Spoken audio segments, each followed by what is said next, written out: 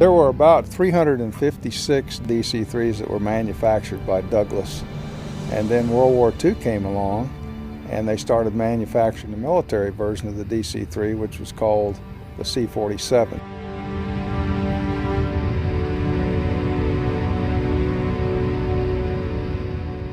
The airplane that I own here is a true DC-3.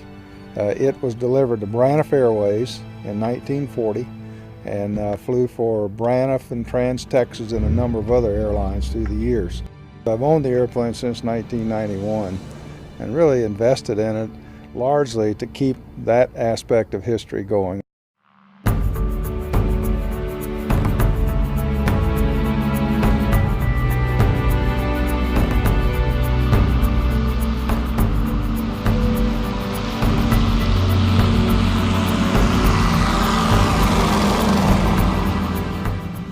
Probably has made more of an impact on commercial aviation than any other airplane.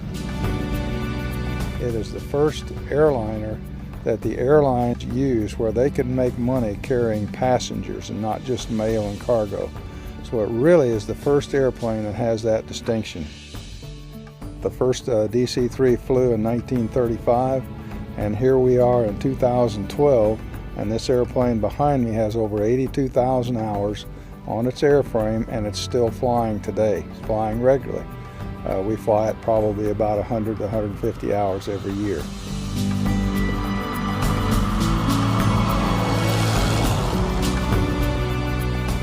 The DC-3, in my opinion, is probably one of the most popular airplanes that has ever been built, one of the most useful airplanes in terms of the airlines and even corporate and cargo aviation. And it's still used today widely throughout the Caribbean, South America, and other places overseas to carry cargo.